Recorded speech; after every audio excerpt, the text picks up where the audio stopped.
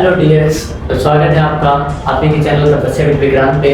जैसे कि हम लोग अपने एपी का जितना भी लेक्चर्स हो सकता है सारा पढ़ चुके हैं और अब हमें उस एपी पर एक से एक बवाल क्वेश्चंस देखने का ज़रूरत है, ताकि अगर आपके बोर्ड एग्जाम में, जी हाँ, अगर आपके बोर्ड एग्जाम में, है ना, जो 2025 की हम बात कर रहे हैं, जो भी स्टूडेंट 2025 में एग्जाम देने जा रहे हैं उनके एग्जाम में एपी का जो भी क्वेश्चन आएगा ना वो यहाँ से बाहर नहीं हो सकता है। अगर आपने इन सारे क्वेश्चंस पे अपना कमांड कर लिया, एपी का तो आप ऐसे का तैसे कर देंगे, है ना। बाकी भी टॉपिक हम लोग इतने ही मजेदार से देखेंगे और आज का ये सेशन जो है बहुत ही मजेदार होने वाला है, क्योंकि आज के सेशन में सिर्फ हम क्वेश्चन ही डिस्कस नहीं करने वाले हैं, बल्कि आपको वो ट्रिक्स, है ना, अगर आपको कॉन्सेप्ट नहीं पता है तो उन सारे कॉन्सेप्ट को आपके सामने हम बहुत ही संक्षिप्त रूप में रखने वाले हैं। तो उम्मीद है कि आप लोग वीडियो पर बने रहें और आगे देखते जाएं। जो भी आपको नोट पॉइंट लेके उसे आप नोट कॉपी पर जरूर मेंशन करें, है ना। तो चलिए हम लोग बिना ज़्यादा टाइम वेस्ट किए अपने बातों को आगे बढ़ाते हैं, ठीक है। तो चलिए हम लोग देखते हैं हमारा फर्स्ट क्वेश्चन क्या कह रहा है। निम्नलिखित में कौन समांतर श्रेणी में नहीं है। आपके बुक में भी ऐसा क्वेश्चन मिल जाता है, हमें ये बताना है कि कौन एपी में नहीं है। अच्छा एक बात बताइए, एपी में कौन होता है जिसका सार अंतर बराबर होता है नहीं। एपी में वही होता है जिसका सार अंतर बराबर होता है। आप देख सकते हैं फर्स्ट वाले ऑप्शन की अगर हम बात करें, ये कुछ लिखा हुआ है 21, 42, 63 और 84। अच्छा आप देखेंगे इनका सार अंतर कितने का है। इसको अगर माइनस करें तो कितना आएगा, 21 आएगा। ये इसको माइनस करें तो भी कितना आएगा, 21 आएगा। इसको माइनस करें तो कितना आएगा, 21 आएगा। और चूंकि सार अंतर बराबर है तो ये एपी में क्या आएगा, है ना। सेकंड वाले ऑप्शन को देखिए, 2 कम है, फिर 2 कम है, फिर 2 कम है, वो भी एपी में है। सेकंड ऑप्शन में क्या है, 11, 9, 7, 5 और ये सब एपी में है।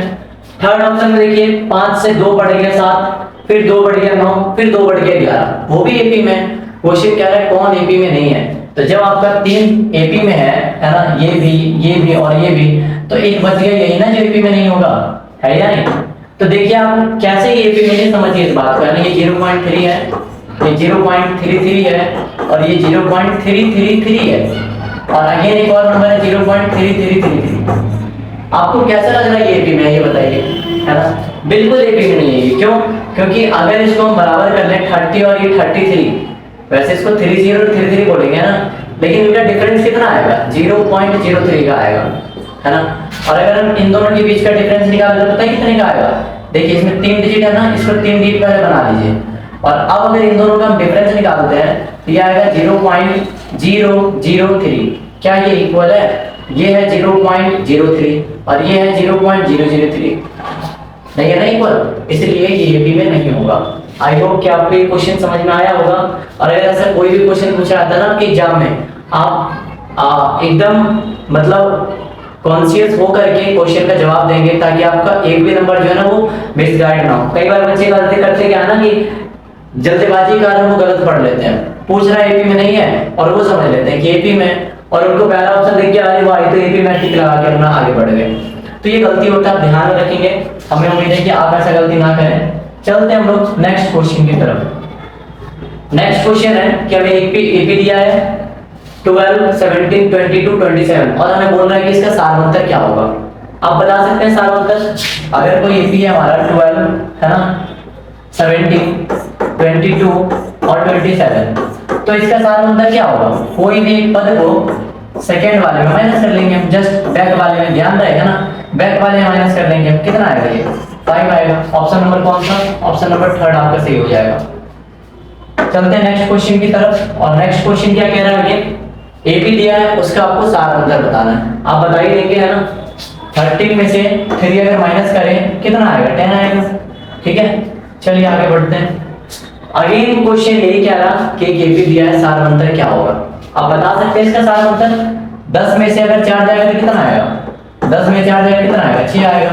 सार अंतर इतना छोटा सवाल, अरे हलवा समझ लिया है तो हम लोग का कोई दिक्कत नहीं है, हम भी हिम्मत नहीं हारेंगे, इसके एक क्वेश्चन का जवाब देंगे हम भी, है ना। अगेन एक क्वेश्चन है आपके सामने, ये देखिए, है ना। देखिए क्वेश्चन तो आसान है, क्वेश्चन भारी पढ़ना होता है, लेकिन आप बनाते कितने जल्दी हैं, टाइम कैसे बचाते हैं, सही बना रहे हैं गलत बना रहे हैं, क्या कैसे, मतलब कभी कभी होता है ना गलत पढ़ लेते हैं, कभी गलत बना लेते हैं तो नंबर कट जाता है ऐसे, है ना। अब यही देखिए अधिकतर बच्चे यहाँ पे गलती करेंगे माइनस प्लस में, ठीक है ना, ध्यान से समझिए। हमें क्या निकालना है, सार अंतर निकालना है। हमने इसको सेलेक्ट किया -6 और सार अंतर के लिए माइनस करते हैं ना, किसको माइनस करेंगे, माइनस के 10 को। तो चलिए माइनस का 10 क्वेश्चन, बस यही स्टेप जिसने कर डाला उसकी लाइफ जिंगा डाला, है ना। तो बस अब आप कर लीजिए -6 और ये माइनस माइनस क्या हो जाएगा, प्लस का 10 हो जाएगा ये, और 10 में से 6 गया तो बताइए क्या आएगा, क्योंकि प्लस का ज्यादा नहीं है तो प्लस का 4 आएगा। तो आपका ऑप्शन नंबर कौन सा हो जाएगा, सेकंड, है ना। चलिए अब देखिए नेक्स्ट क्वेश्चन हमारा क्या कह रहा है, ये तो और खतरनाक क्वेश्चन है ना। क्वेश्चन है कि x + 2 3x और 4x + 1 ये कह रहा है कि एपी में है। याद कीजिए हमने ये क्वेश्चन आप लोगों को बताया हुआ है ना अपने लेक्चर में, इस क्वेश्चन का डिस्कशन हमने किया हुआ है कि अगर 3 नंबर एपी में दे दे और वो आपसे बोले कि बताइए x का वैल्यू क्या होगा, आपको क्या करना है, अपना मतलब बताइए। हमें कुछ नहीं करना, हमें इसका सारवंतर जो आएगा हम उसे d1 मान लेते हैं, और इसका सारवंतर जो आएगा, ठीक है ना, हम इन दोनों को बराबर कर देंगे, ठीक है ना। क्या कर देंगे, हम बराबर कर देंगे, और फिर हमें x का वैल्यू मिल जाएगा। x का वैल्यू तो ऐसे ही निकाल सकते हैं ना। तो चलिए इन दोनों का सारवंतर कैसे निकालेंगे बताइए। 3x माइनस क्या करेंगे, x + 2, ठीक है, ये d1 आ गया हमारा, इज इक्वल टू d2 कैसे निकालेंगे बताइए। d2 इसको माइनस करना है इससे, है ना, तो ये आएगा हमारा 4x + 1 माइनस 3x। अब बस इसे सॉल्व करना है और सॉल्व तो आप लोग कर लेंगे। ये आएगा 3x माइनस का x और ये माइनस का 2। साइन कन्वर्जन में गलती ना करें बोर्ड में कृपया। 4 में से 3 गया तो कितना आएगा, 1x + 1। ये आ गया फिर से अगेन 3 में से 1 गया तो 2x -2 = x + 1। चलिए अब क्या करेंगे इसे हम, है ना, सॉरी ये क्या हो रहा है। अब हम क्या करेंगे इसे, अब हमें ये करना है x वाले को इधर लेके आएंगे, तो ये हो जाएगा 2x - x, और ये जो 2 है ना इसे आप उधर ले जाएंगे 1 + 2, तो ये आ गया x = 3। कौन सा ऑप्शन है आपका देख लीजिए आप, x = 3, ऑप्शन नंबर 3, ठीक है। तो कुछ इस प्रकार आप ये निकाल सकते हैं, है ना। रिज्यूम यहाँ पे बना दे रहे हैं ताकि आप लोग इसे उतार सकें। तो ये है, इस प्रकार हम लोग अपने x का वैल्यू निकालेंगे। हमें दो सारवंतर को बराबर कर लेना है और वहां से हम x का वैल्यू बड़े आसानी से फाइंड आउट कर सकते हैं, ठीक है ना। चलते हैं हम लोग नेक्स्ट क्वेश्चन की तरफ, और ये नेक्स्ट क्वेश्चन क्या है आपका, सारवंतर निकालना है ना। आई होप आप लोग बना ही लेंगे। वैसे देखिए 0 है, -4 है, -8 है, क्या पता है सारवंतर के लिए, हम -4 में घटा लेंगे किसको जी, 0 को, तो कितना आ जाएगा, -4 आ जाएगा। -4 कौन सा ऑप्शन में, ऑप्शन नंबर 3, ठीक है। चलिए आगे अगला क्वेश्चन क्या हमारा, अगला क्वेश्चन है कि एक एपी दिया हुआ है जिसका पद हम लिख रहे हैं, एक एपी है जिसके कुछ टर्म लिखे गए हैं 25, 20, 15 और ये लास्ट का पता नहीं कहां से। क्वेश्चन ये कह रहा है कि इसका कौन सा पद होगा पहला जो ऋणात्मक होगा, यानी कि माइनस में होगा। ऑब्वियसली देखिए नंबर घट रहा है ना, 25 से 20 हुआ, फिर 20 से 15 हुआ, फिर 15 से क्या होगा बताइए, 15 से क्या होगा, 15 से 10 होगा, फिर 10 से और घटेगा तो क्या होगा, 5 होगा, फिर और घटेगा तो क्या होगा, 0 होगा। अब फिर जब 5 घटाएंगे तो क्या आएगा, -5 आएगा। कौन सा नंबर का टर्म है ये, 1 2 3 4 5 6 7 नंबर का टर्म है ना।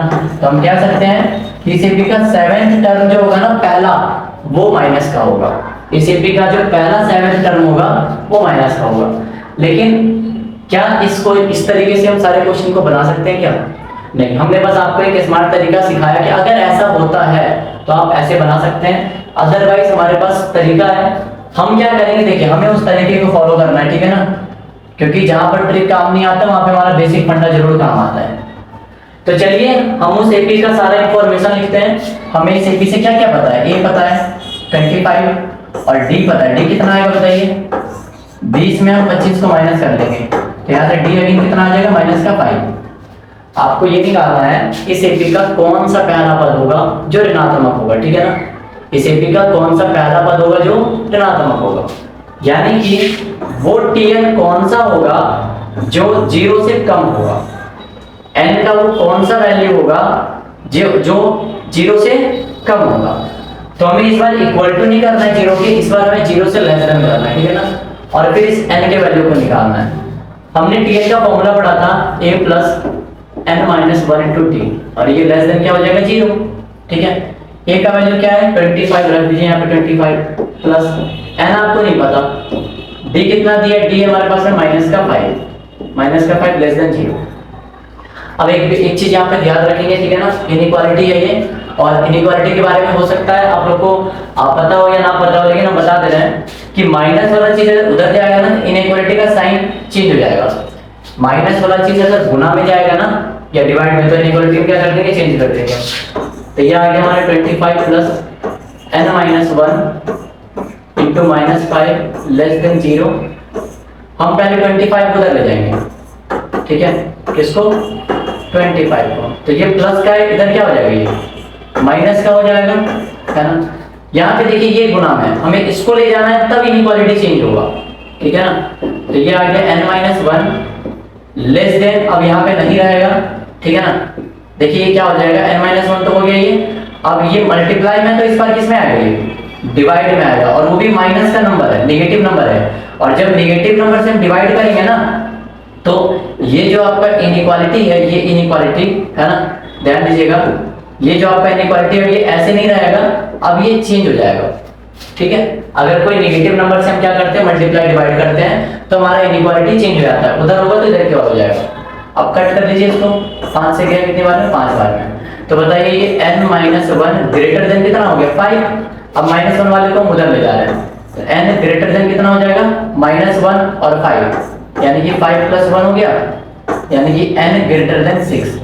मतलब 6 से जस्ट बड़ा नंबर ही होगा, n greater than equal to नहीं, सॉरी, n जो है वो 6 से बड़ा होना चाहिए, ठीक है ना। अगर आपको वो पता करना है n का वैल्यू क्या होगा, जिसके लिए आपका फर्स्ट टर्म नेगेटिव आ जाए, तो हमें n 6 से बड़ा लेना होगा, 6 नहीं। देखिए यहाँ पे इक्वल टू नहीं है, इक्वल टू यहाँ पे नहीं लगा हुआ है, ठीक है ना, सिर्फ इनइक्वालिटी लगा है। तो 6 से जस्ट बड़ा क्या होता है, 6 से जस्ट बड़ा होता है 7, इसीलिए एपी का 7th टर्म होगा जो फर्स्ट नेगेटिव आएगा, ठीक है। आई होप ये क्वेश्चन समझ में आ गया होगा। हमने बस n का वैल्यू निकालना है, ठीक है ना, क्या निकालना है, बस n का वैल्यू, लेकिन हाँ नेगेटिव होना चाहिए, नेगेटिव का मतलब 0 से कम होना चाहिए। तो यहाँ पर बस आपका इनइक्वालिटी चेंज हुआ है ना, हम एक बार और फिर से बता देना चाहेंगे, आपका इनइक्वालिटी यहाँ पे चेंज हुआ है ना, इस वाले में, ठीक है ना। यहाँ पे हुआ क्या, यहाँ पे ये हुआ कि हम ये मल्टीप्लाई वाले को इधर ले जा रहे हैं, क्योंकि माइनस का है, इसलिए ये जो इनइक्वालिटी का साइन है इधर की तरफ, ये हमारा हो जाएगा इधर की तरफ बस। और बस एज इट इज n का वैल्यू हमने निकाल लिया, n 6 से बड़ा होना चाहिए, 6 नहीं होगा, 6 से बड़ा होना चाहिए, 6 से बड़ा क्या होता है, 7 होता है, इसलिए n का वैल्यू 7 होगा, ठीक है ना, 7वां पद होगा। चलिए बहुत डिस्कस किए इस क्वेश्चन पे हम लोग, है ना, क्योंकि ये आप लोग के सब्जेक्टिव में भी रहता है, इसीलिए चलिए हम लोग बात को आगे बढ़ाते हैं। अगला क्वेश्चन हमारा कि एपी का प्रथम पद दिया हुआ है और सारांतर दिया है ना, हमें एपी का प्रथम पद दिया और सारांतर दिया है, तो एपी का हमें 3 पद बताना है। अच्छा एक बात बताइए, अगर आपको एपी का प्रथम पद दे दिया जाए, है ना, कितना दिया, प्रथम पद 2 दिया मान लीजिए, और सारांतर भी दे दिया जाए, कितना दिया है 3, तो क्या आप एपी में निकाल सकते हैं, बड़े आसानी से निकाल सकते हैं। पहला पद हमारा क्या होगा, पहला पद तो हमारा 2 ही होगा, अगला पद कैसे आएगा, 2 में 3 जोड़ देंगे 5, फिर अगला पद कैसे आएगा, 5 में 3 जोड़ देंगे 8। देखिए कौन सा ऑप्शन में, है ना, ये तो बोनस नंबर वाले क्वेश्चन है ना, ऐसे क्वेश्चन भी अगर आप स्किप करते हैं फिर तो एपी इसका मतलब आपने ढंग से नहीं पढ़ा है ना। लेकिन हमें उम्मीद है कि आपने एपी ढंग से पढ़ा होगा, और आप ऐसे क्वेश्चन को कैसे तगड़ा तगड़ा क्वेश्चन हम बड़े आसानी से बना सकते हैं, ठीक है। कौन सा ऑप्शन आ गया, 2, 5 और 8, यानी कि ऑप्शन नंबर 2। चलिए आप बिना सॉल्व के बना सकते थे, पहला पद 2 तो सब में आ रहा है, वैसे अगला पद 2 और 3 कितना हो जाएगा, 5 दूसरे और चौथे नंबर में, फिर अगला पद 3 जोड़ेंगे कितना हो जाएगा 8, यानी कि दूसरा नंबर में। तो ऑब्जेक्टिव में आप लोग कोशिश करेंगे पेन कम चलाएं और माइंड ज्यादा चलाएं, है ना।